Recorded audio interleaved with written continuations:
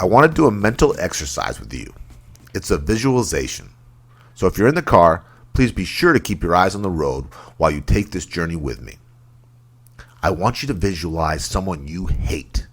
It can be an enemy from the past or someone you hate right now. It can be a bad boss, an awful coworker, someone who made fun of you in school, or a politician that makes your blood boil. It can be anyone, but I need you to see their face just for a moment. Now imagine challenging that person to a duel. And not just any duel, though. Not a duel with swords or pistols or knives. This is a very special duel because your hatred in this imaginary scenario is so hot, so consuming, that you have to be sure that the loser can't walk away from it. You won't be fighting the duel tomorrow, or at dawn, or at high noon, or whatever.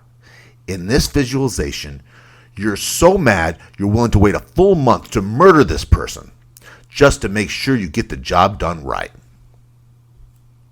Now, if you had your eyes closed, I'd like you to open them. If you're still imagining your enemy, you can stop.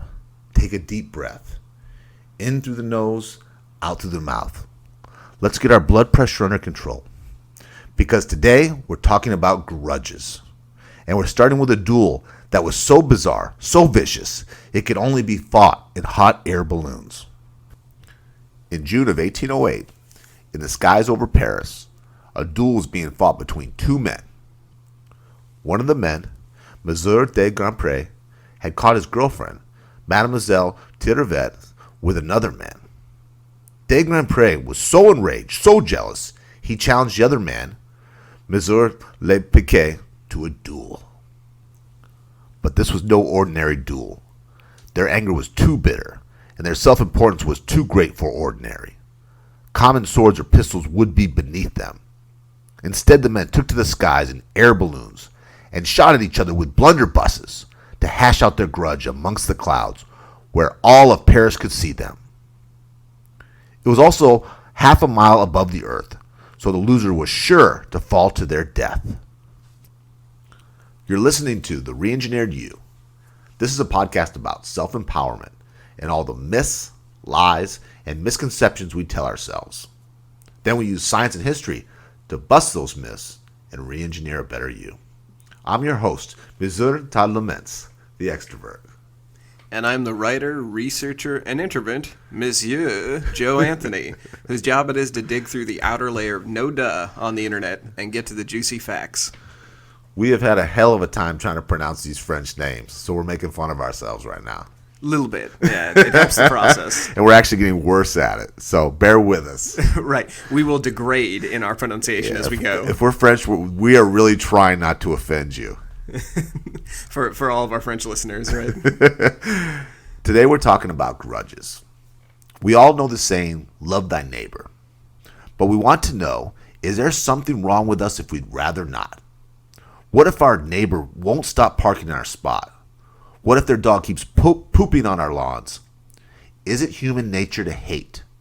And with our country as polarized as it has been lately, is there a way to unravel the rage that's built up? The myths we'll be dispelling all revolve around the seriousness and the consequences of harboring grudges. Because if you watch Quentin Tarantino or Clint Eastwood movies, grudges might look pretty awesome. Myth 1. Revenge is a dish best served cold. But who's eating? Is it healthy for us to hold grudges?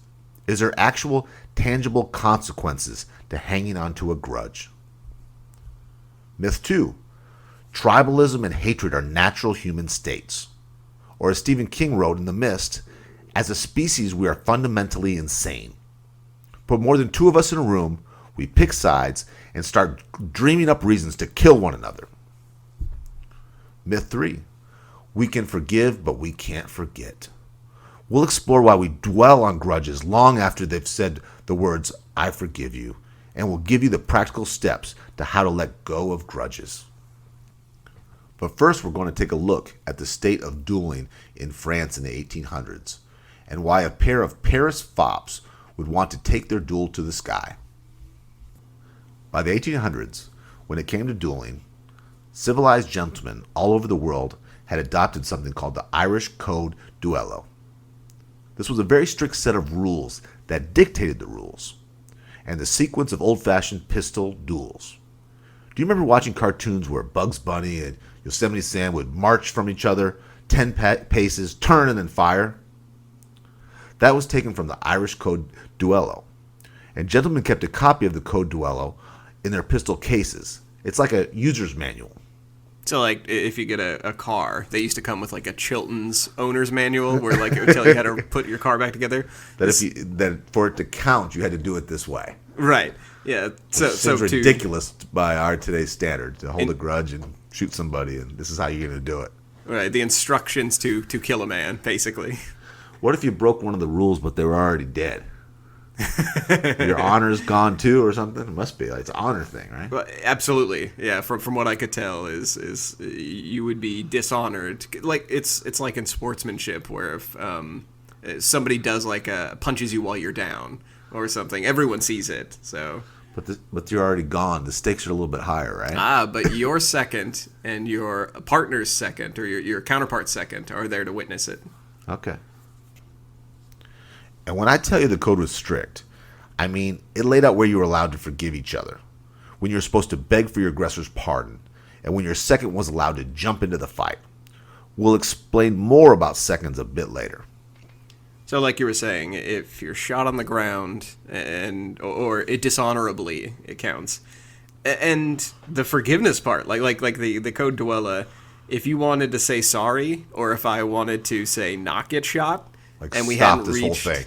Yeah, we hadn't reached an honorable moment to do that according to the code. We just couldn't. We had to keep going. So when you're past a certain threshold, that's it. Yeah. You're gonna die or you're a coward. And in those days, that was worse, right? Right. And there were a lot of ways out. Like, there were a lot of moments where they could forgive each other, but you had to hit those moments. I would be doing it in the early stages. And just for the record, I would not want to duel with Joe. Joe is an expert at bow and arrow. Archist. What do you call duel it? Is going to be with bows.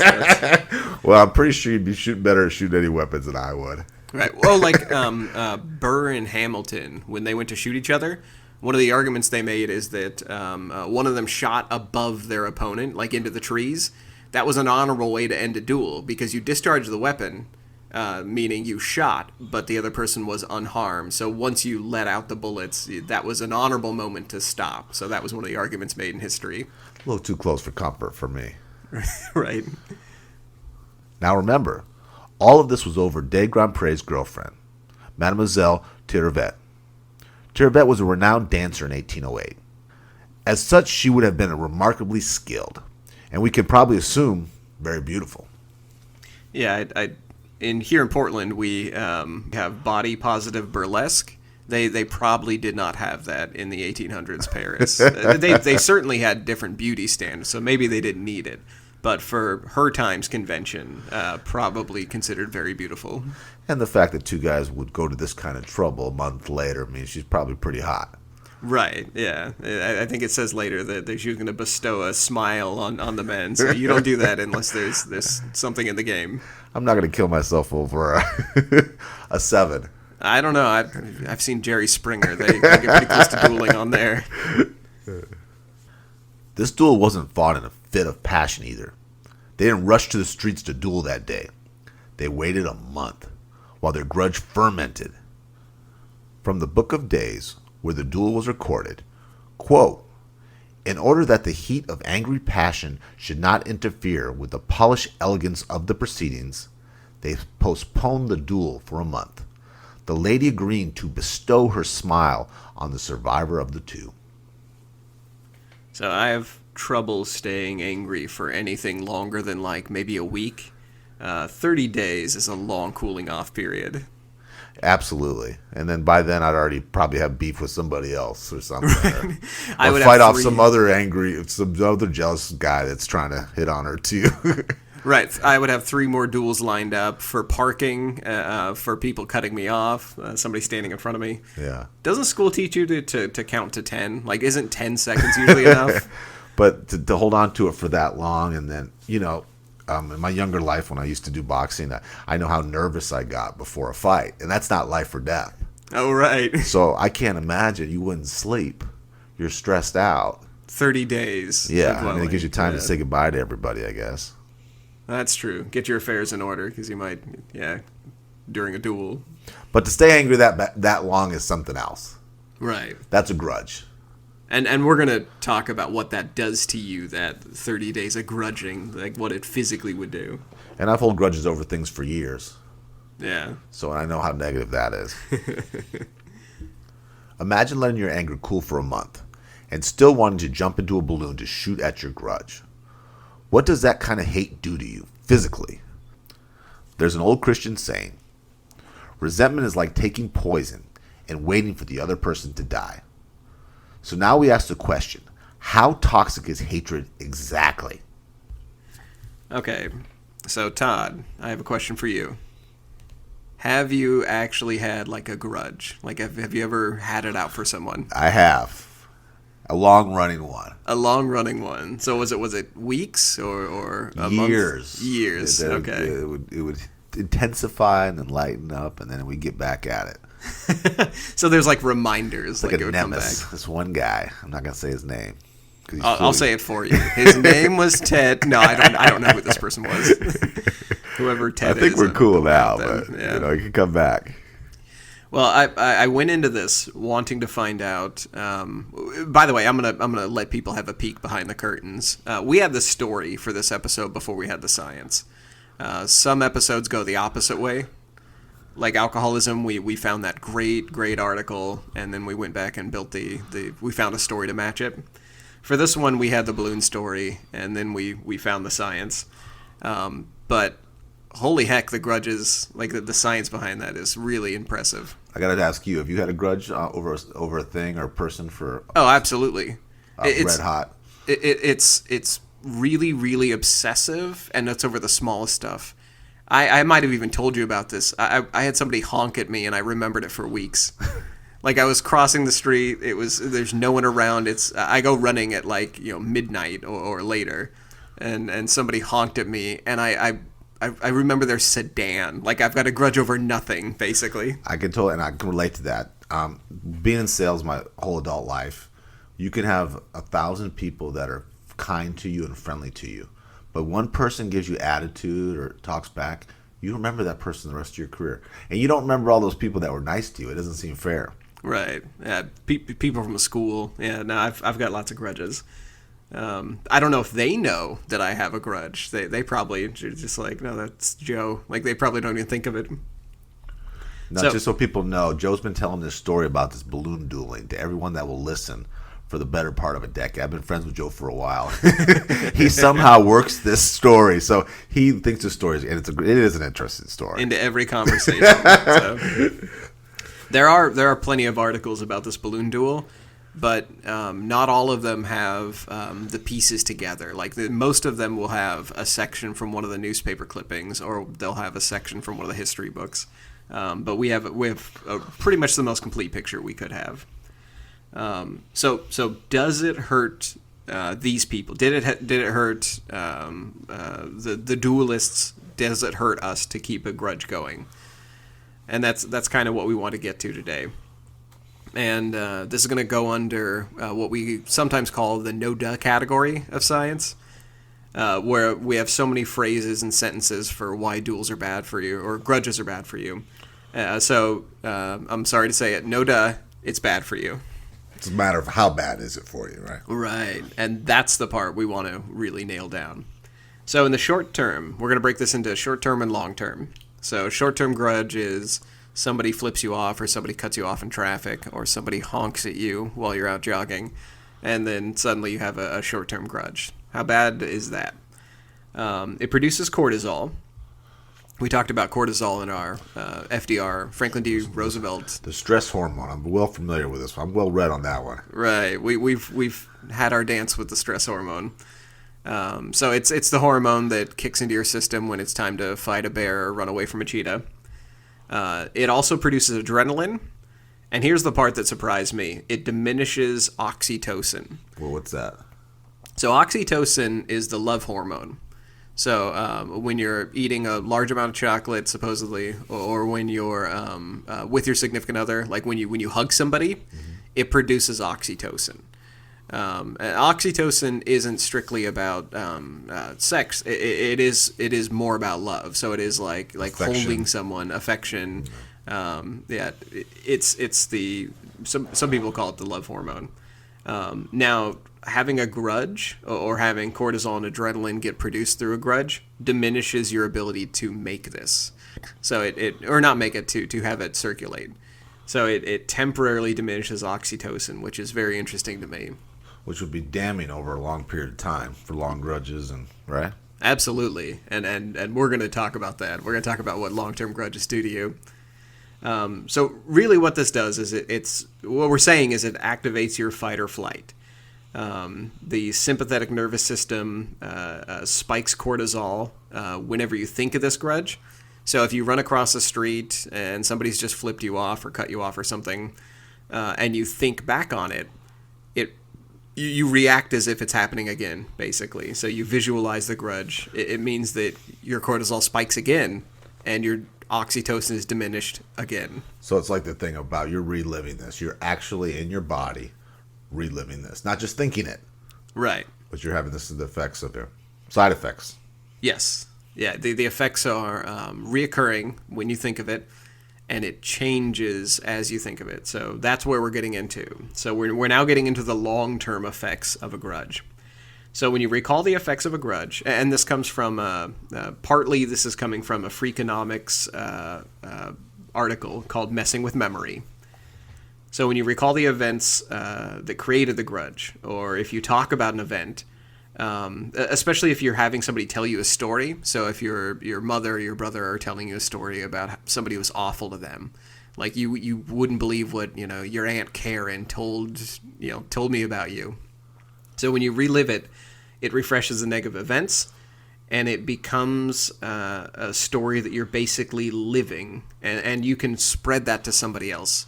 So if you live through a grudge-worthy event, you can spread that to a family member or a friend. That's not good. That's not the kind of thing we want to be spreading around. Right, exactly. That means you can literally, like, by telling a really good story, not as in the story of a grudge is good, but if you tell it well, right, you can make somebody live that moment of hate. Same way that you did when you felt it. Yes, and you imbue it into them. And as time goes on, hitting that memory is like hitting a button. That button becomes sort of a recall button to bring those chemicals back into your bloodstream. So if you have a grudge and you think back on what your Aunt Karen said about your fat thighs, it hits the button and it puts cortisol back into your bloodstream. So it's just sort of like the joke easy button that they have in offices, that except with a grudge and stress hormones. And we want our cortisol low for as long as we can, because there's enough time in life where we need it to be high, not to over gossiping or family drama. Right. I'm glad you brought that up. Yeah, cortisol has negative effects on the body. We've learned from the prior podcast that high cortisol leads to a whole host of health issues.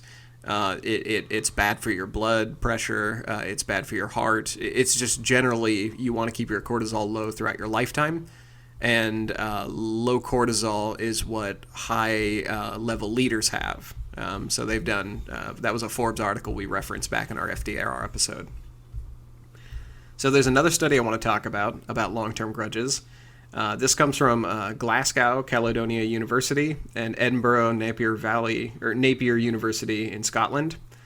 They talk about how recalling a grudge can actually heighten physical pain, even if that pain is unrelated to the grudge. So we're not talking about like you're in physical pain because somebody put a spear into you because they had a grudge against you. We're talking like you have chronic back pain, or if you have like arthritis, or you tweaked your hip last week. Recalling a grudge, thinking on a grudge, will make other pains in your body come out. Wow.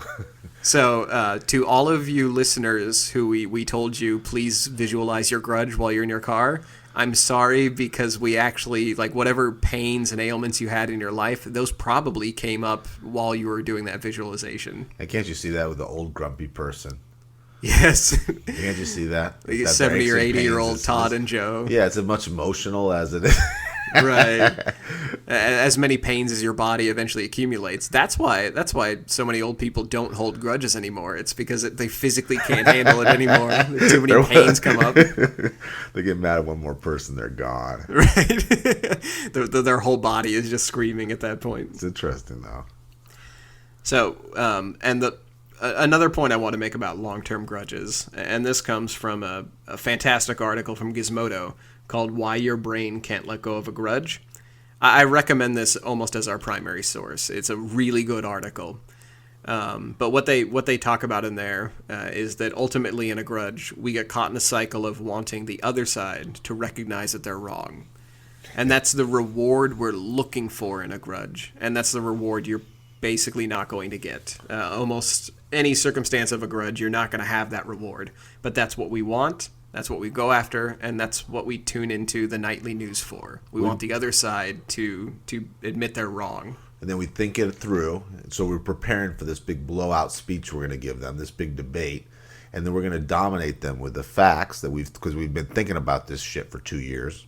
Right. And they're going to cower, and they're going to kiss our ring. Yes. And then we're going to be fine. It's never, ever played out that way for me. Right, like we'll craft the Is that what you perfect feel like? argument. Yeah. I'm going to say this and that, and they're done. There's Right. nothing they can say to that. And then they have to admit it. Yeah. And of course, when you bring up those arguments to anybody, they just entrench. Like it's never satisfying, but that's what we imagine, and that's the reward we want. And they have their own take on what actually happened too. Right. And somewhere between ours and theirs is what really happened. But right. So those are the long-term effects of grudges, and of course, the real loser is the person who has that hormone, cortisol and adrenaline going through their body. So when we talked about that quote that it's like taking poison, hoping the other person dies, it really, actually, quite literally is a form of self-poisoning. Well, in France in the old days, like today, you didn't just have hot air balloons parked next to your horse. I mean, they weren't common like they aren't today, right? Right. During the month-long wait for their duel, the two men had to construct the balloons, which were made exactly alike, so neither one would have an advantage of being able to climb faster or somehow enhance and get the upper hand. Untethered, man balloons were fairly new. They were invented only in 1783. 25 years before the duel.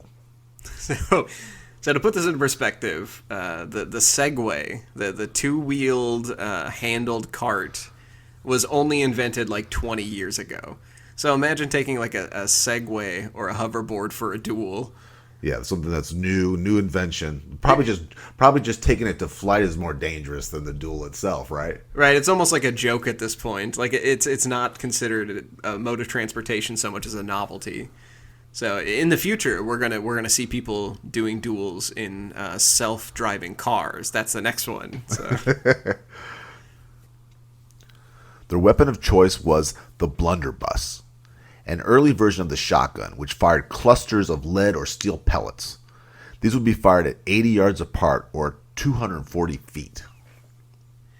Now, I had trouble imagining this for a second because I'm bad at distances. So I looked up about how much 80 yards is, and that's approximately that's just slightly wider than the wings of a Boeing 747. Football field almost. Oh yeah, is a football field how 100 long yards? Is it? 100 yards is a football okay. field, so almost there. So it's 20% shorter than a football field. So if you imagine a Boeing or 20-yard line on a football field. Just aim at a very large balloon at the other end of that. so just stand on the tips of a 747's wing and just aim at a huge balloon above the other wing. It just seems all so silly, right? It's just all of this is ridiculous. That's that's some kind of cartoon, kind of like, yeah. I can see them all dressed up too with that kind of Napoleon gear. Oh, they must have had poofy shirts on, like those blouses, like Prince wears. Originally, the men had considered using pistols, but they decided that dueling pistols, which fired ball shot, wouldn't do much other than cause a slow leak. These men were going for a dramatic pop. So they wanted to just blow each other out of the sky. Right. They didn't want the psst, Yeah, like kind of release. They were going for collapse, basically. The balloon was a target of choice. The men were to aim at each other's balloons, not at each other, at a half a mile. According to Wikipedia, a spread eagle skydiver will reach terminal velocity from 1,500 feet up. Le Piquet and de Grandpre would start shooting at each other 1,000 feet higher than that. So when they refer to skydivers going spread eagle, that's when they spread their body out and they try to absorb the wind.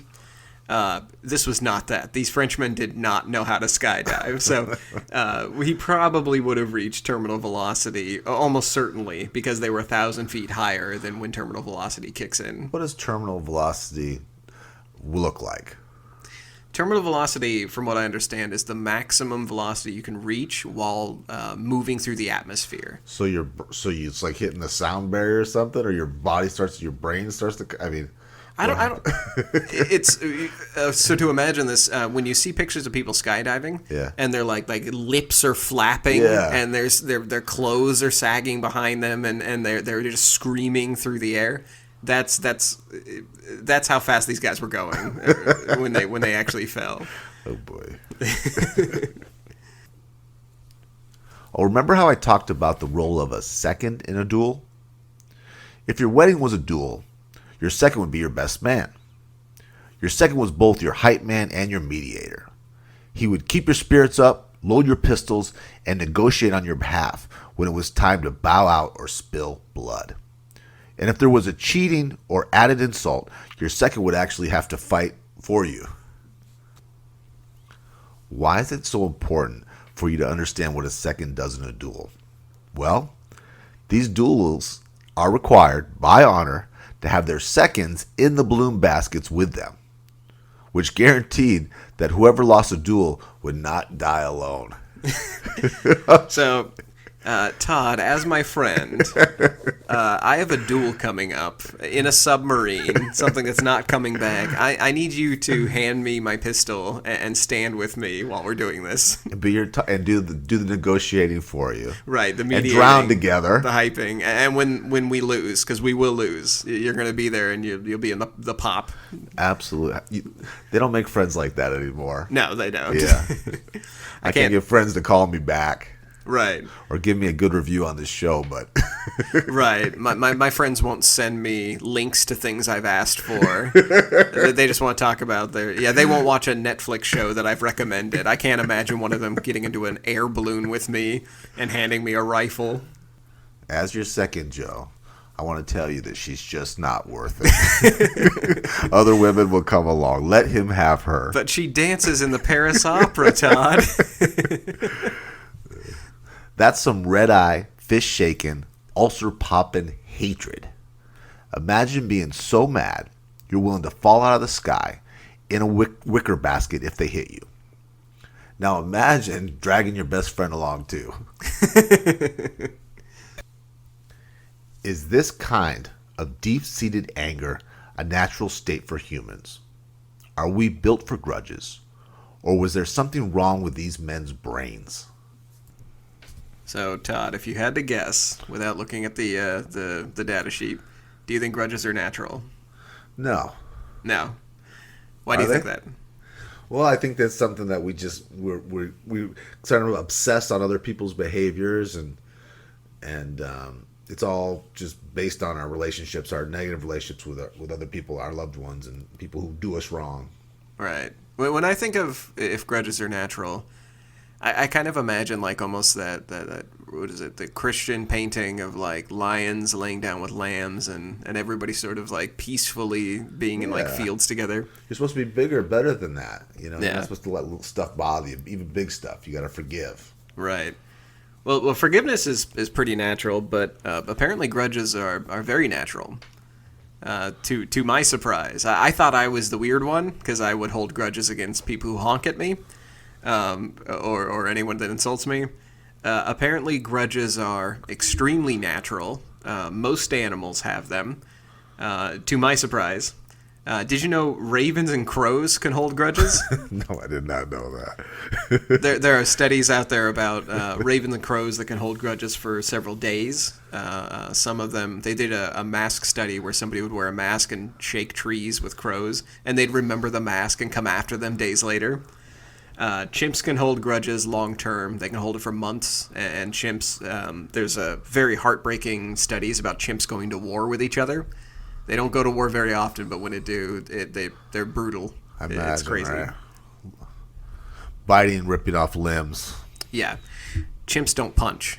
I found out. I'm not going to get too detailed on this. We'll save that for another episode. But yeah, chimps' ways of hurting each other. They don't punch and swing their arms. They grab and they pull, and Rip. it's ugly. Yeah, ripping, a lot of ripping. So grudges aren't just natural, but they're kind of how we identify relationships to other humans. So this comes from a Scientific American article. And they talk about how danger, fear, and anger are all very clear when you put somebody in an MRI. So have we ever talked about functional MRIs here on the show? We haven't. A functional MRI is a brain scan where they look at how much blood flow is going to certain parts of the brains. And it's kind of held up as the big standard for scanning people's heads while they are being asked questions, test questions.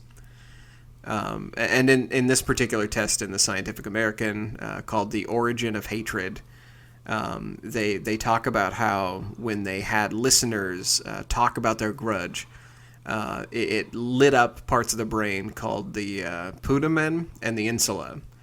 And these are the areas that are also found for romantic love.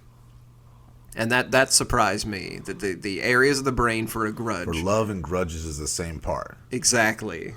And we do resent our loved ones after about 6 months of it, right?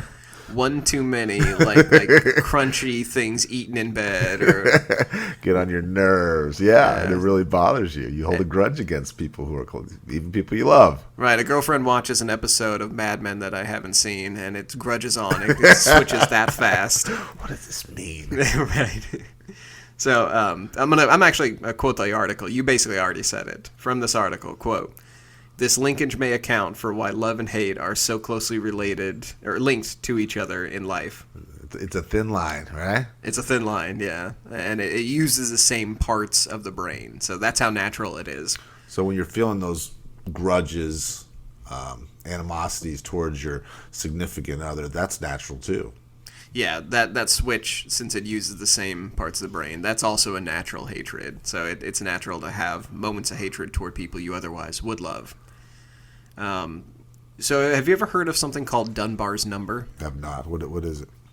We're not going to get too far into this either because this could get us into the weeds. But just real short, Dunbar's number is a study where they figured out how many people you could hold in your mind. So personalities, like I'm not talking like vaguely you know the names of everybody who is in school with you. It's how many people at any one given moment in your life can occupy a real person's profile in your brain. Like your family or your best friend, but you can't be a couple people at work, but not everybody. Right, and that number comes out to be about 150. Okay. Just study after study, to the point where if you read Matt Ridley, he talks about how this carries over into real life application too. Like offices usually don't go over 150 personnel before they split, and Amish communities usually split at about 150. So it's pretty well established. It's kind of natural. So I wanted to establish Dunbar's number with you. Because since fear hatred is more tribal, so like not the grudge, the general fear hate that we associate with other political parties, say, that's more tribal. That's easy. They're a threat to us. It's They're a threat. trying to take away something that I have. Right. So like I have a fear hatred towards spiders. That's not a grudge. It's just naturally I crush them if I come across them. That does not occupy the same space in the brain as a grudge does. A grudge occupies a space in Dunbar's number. You have to be a person to me for me to really have a grudge with you. Wow. And of course the love apparatus too. Like so it's not only do you have to be a person to me, but you have to be somebody I could potentially like before I can start really grudging on you. That's really deep. It is. It's crazy how close those two are linked. So people can be prone to grudges. It's fairly natural, and you can only really hold a grudge against somebody who is absolutely a person to you in your mind. So now we're going to ask the question: can people be unnaturally prone to grudges? Can some people be just wired for grudge? And the answer to that is also a hard yes. I very much suspect my family falls into this. We hold grudges against each other to the point where like we can't have too many Anthonys in one city. We will pick sides. You mentioned that there's some criticizing that goes on.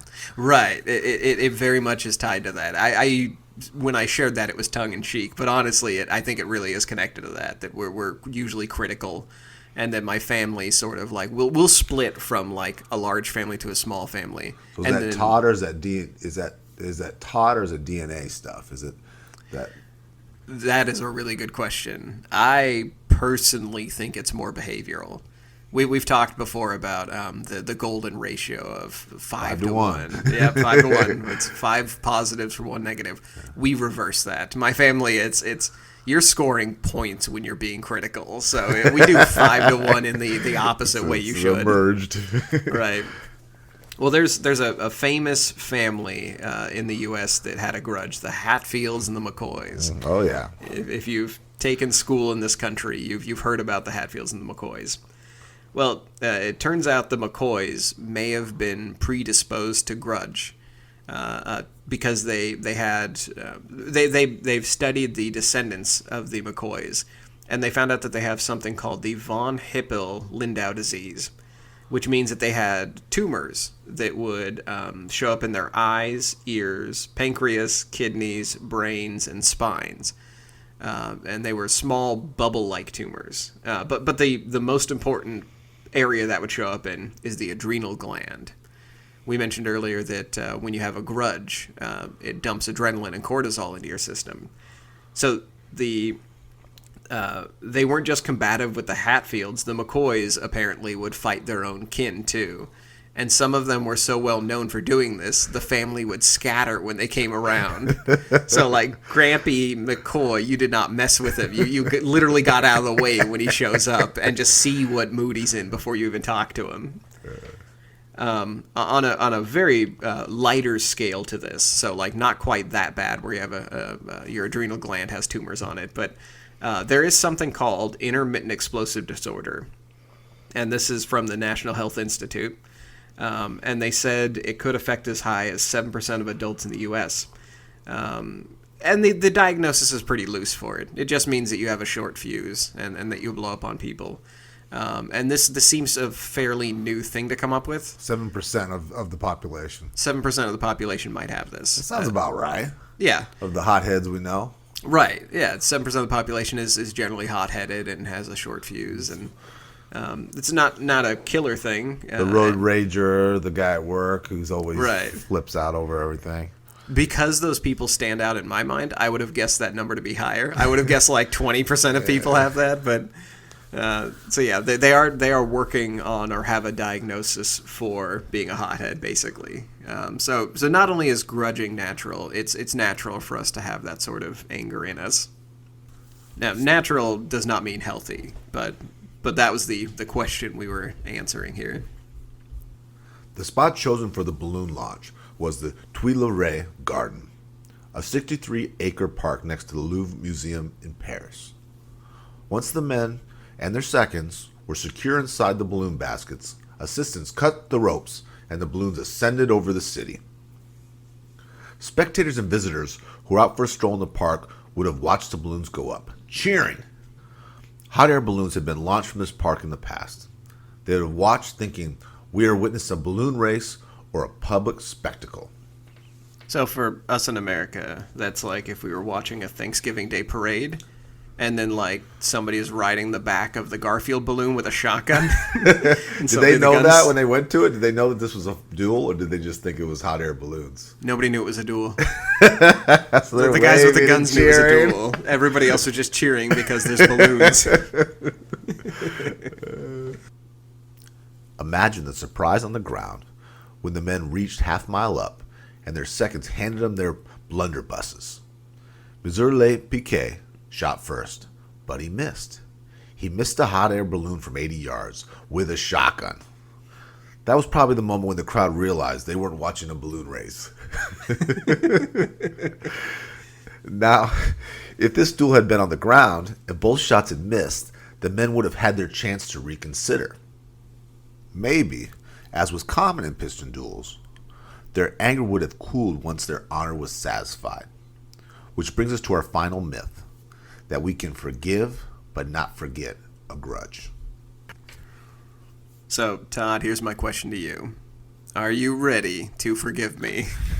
Oh no, what did you do that? I mean in the potential future when I do something that's worthy of a grudge. I think so. Well, how do I do that? Okay. How? Well, I've pulled these from something called the Stanford Forgiveness Project. Okay. And the director there is Fred Luskin, and he posted these online. I'm not going to read all of them either.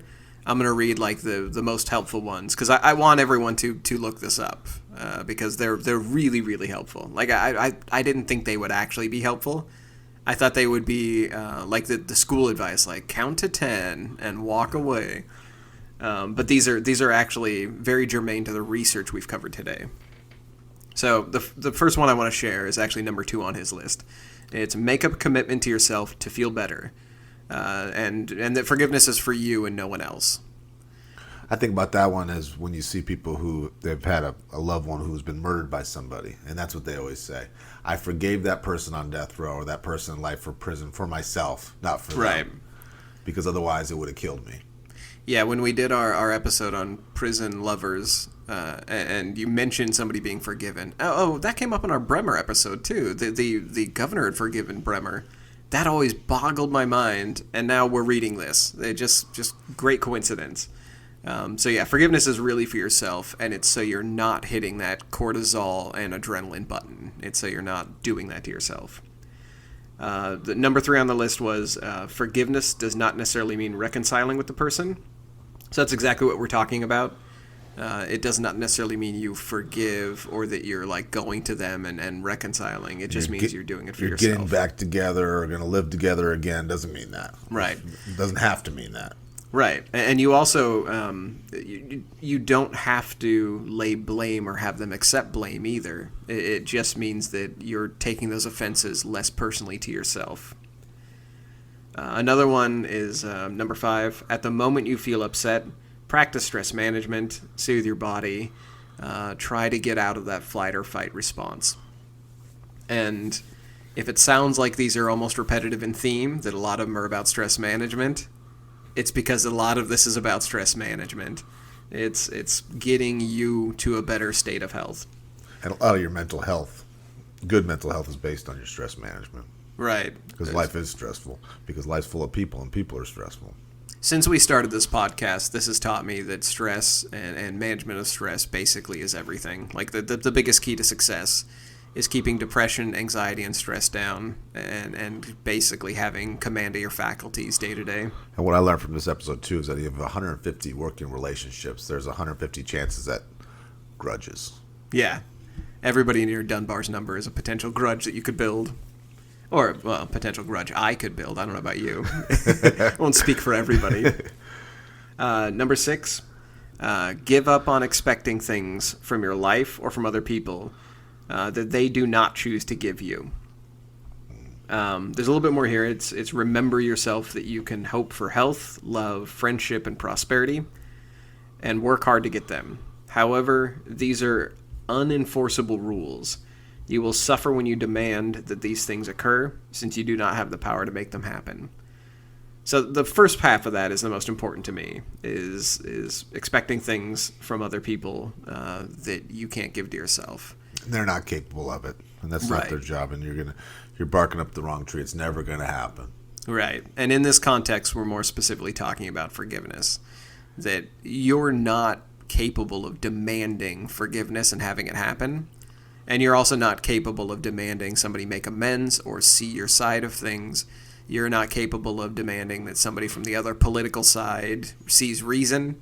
What you can do is basically practice good health yourself and forgive people. And then the last one we're going to share, again, so that you go look up the rest of these, is number 9.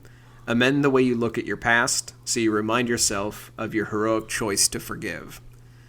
And that is such a weird word choice. When I first read this, your heroic choice to forgive, it sounds self-aggrandizing. It does.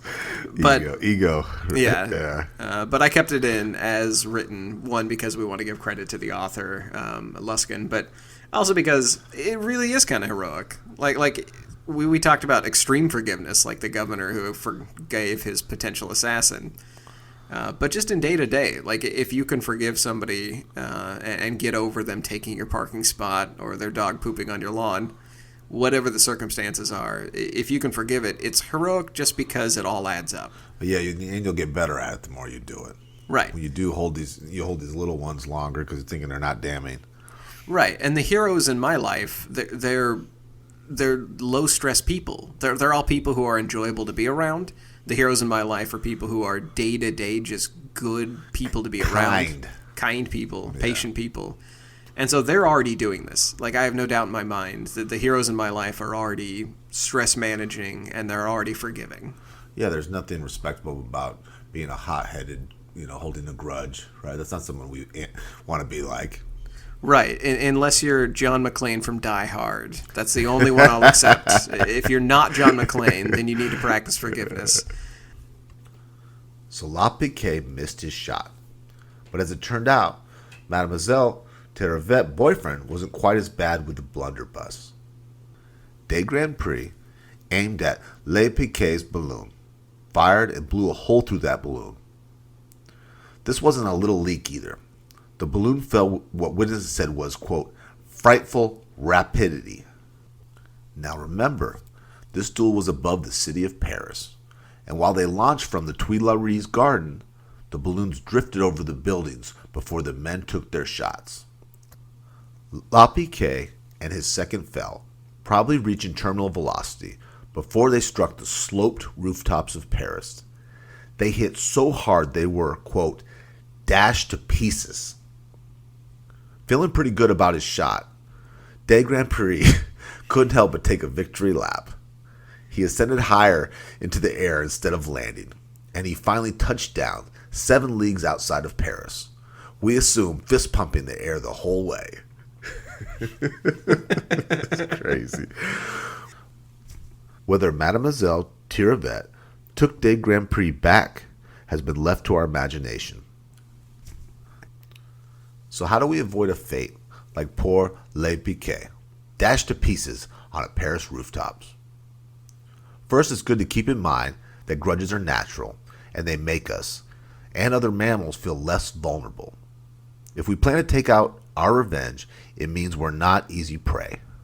But all that revenge planning can lead us to habitual ruminations, visualizing over and over our revenge and how we were wronged, and increasing cortisol and literal physical pain that comes with those visualizations that can take a lasting toll on our body and mind.